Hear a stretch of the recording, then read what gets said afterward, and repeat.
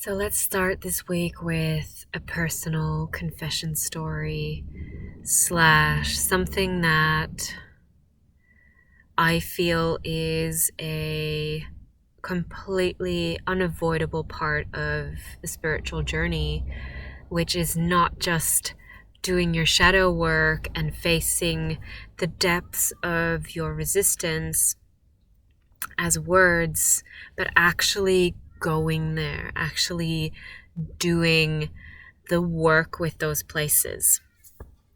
So, a little bit on my journey with this. I was born in Finland, born and raised in a very Arctic region of the country, close to the Arctic Circle itself, where the sun stays below the horizon for 3 months of the year. So we had about 4 hours of sunlight during the depths of winter. And about the time when my parents broke up when I was 6 years old, so about the time when I entered school, something happened to me. Particularly during those winter hours in the morning when I had to wake up in the dark and go to school in the dark and just walk myself to school, I started to get panic attacks. And I felt like something was after me and, chasing me and wanting to eat me alive, which was triggered by being in the dark and looking at these slivers of light coming from kitchen windows or curtains being a little bit slivered, and I could see the warmth and the people getting up to work inside, and I felt so far removed. I felt like I was in this eternal freezer of the night. And so I got myself into such a state of anxiety that I had to run to school. I had to run from my place. I felt this severe fear of death, fear of just being completely swallowed alive. And I was 7, 8 years old. And I had never experienced this before, but due to my kind of distant relationship with my parents, I didn't really talk about it with them and started noticing patterns of my own thoughts going into these places and being able to instigate that panic attack, instigate that feeling back to myself. So I also realized that it is my thoughts that control my experience of what is happening around me, and maybe by controlling my thoughts through either focusing on it or not focusing on it, I could induce or not induce a full-on attack. And when I discovered that, and arguably I tried to induce myself panic attacks in order to get to school on time when I was late, I noticed the benefits of using that kind of heightened state of the sympathetic nervous system, the fight and flight reflex, in order to do something, in order to go there and to face it. So it wasn't so much that I was afraid of the fear itself. I learned to utilize it for my own benefit, for my own use. And this empowered me early on to think of negative states of emotions and fears and griefs in our bodies as gateways. So instead of using our amazing abilities to self-develop and transform and heighten ourselves from not experiencing these states, and I love all the work that I've done through ecstatic dances and bliss states and breath works, but the value of actually utilizing the negative energy that is stored somewhere in our systems, to really actively go there and look at it and work through it, liberates us. It means there is nothing in this life that I have to fight against. It means I can absorb both the light and the dark from the world, that I can literally face my fear. And as I absorbed that as an early on childhood experience, I feel like I've gone back through that many a times in my life. One way of doing that was through living through cycles and seasons of depression as a teenager. Another way was through throwing myself into love affairs and giving my heart out and really loving fully, embracing even the faintest momentum of having an experience with someone, and like loving them wholeheartedly, knowing that there might be grief on the other side, knowing that we might have only had a few days together. I never backed down from that. So another aspect of these intense, severe emotions that we try to muffle ourselves from, unless they're the positive end of the spectrum, is that we don't get to experience life fully. Life comes with both polarities attached to it. And if you've ever read my poetry, it's full of these images of the love toward the dark, toward the negative feelings. I've written so many poems from the depths of my despair and from the depths of my discomfort and heartbreak and loss, as have all artists around the world, because the vibration of the body being alive with an emotion is life force, is something that we can utilize for our benefits, for our expansion. And it isn't only the positive spectrum of the scale, it is also the grief, the aggression, the sadness, the depression, the feeling of failure, the ultimate feeling of freeze, the resistance to do anything, the inertia.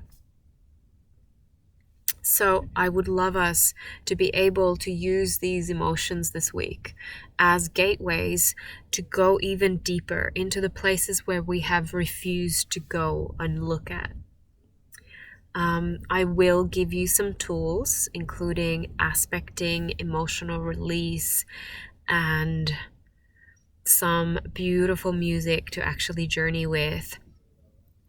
And I'm linking this all into, again, the scientific inquiry of why is there such a disruption between the holistic science of saying everything's connected and even our spiritual experience will one day become a match to the scientific, and the scientific being so lost of spirit, being so lost of connection.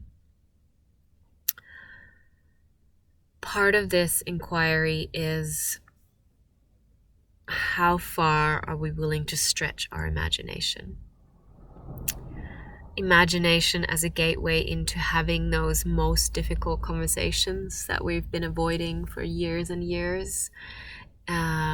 Imagination will help us to go into the edges of what is possible for us to experience.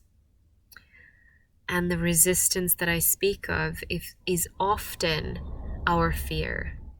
Ultimately, it is an anchor point. It is a hook of the fear of what if I reach out? What if I'm not going to self-destruct by looking at it?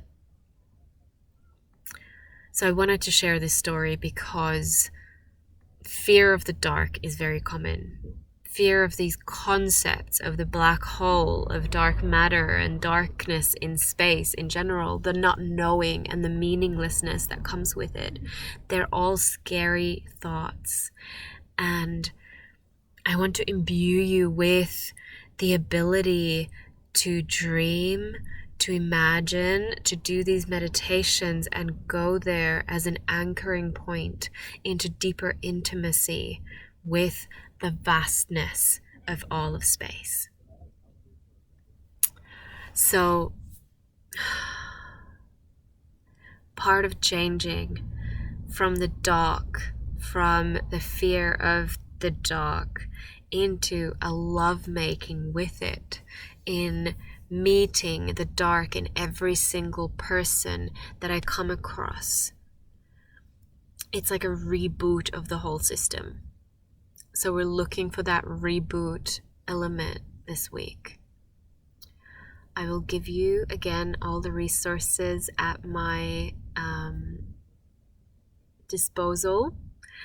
And I urge you to really use the practices that we've already anchored in, and dance with your emotions. Dance with the negative emotions this time as gateways to deeper anchoring into stillness, into nothingness that comes from underneath the panic and the fear of death, of aloneness, of misery, of starvation, of survival.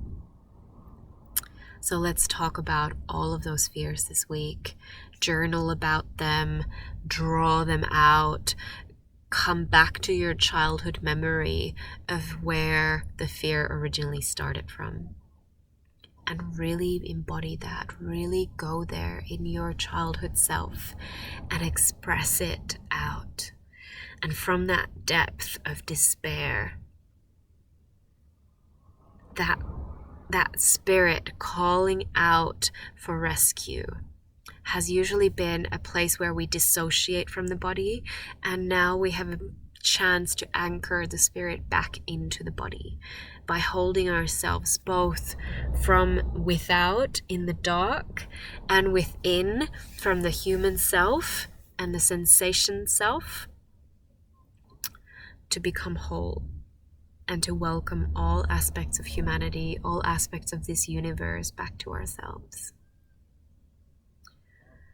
This is deep psychological work, and I am aware that I'm urging you to do that for yourself, by yourself. So please reach out to me and ask me for any help, any opinion on what to do. If you have opted for a one-on-one session with me, this is probably the week that we want to do that in. So please contact me and book in for that.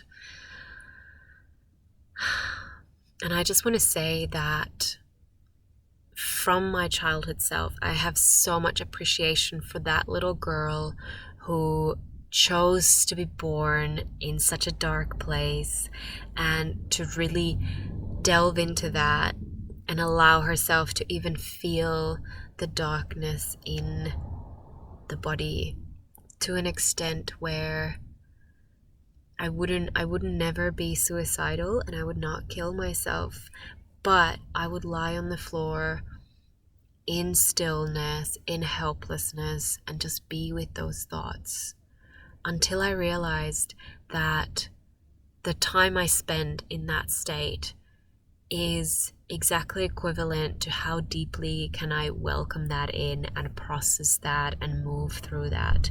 So it was only when I encountered dance and the ability to move with my anxieties that I found a way out. So it requires at the same time the expansion of our state of being to be able to appease our nervous systems whilst going deeper and deeper into despair. I hope that makes sense. If any questions arise, feel free to contact me and I'll add answers to this page.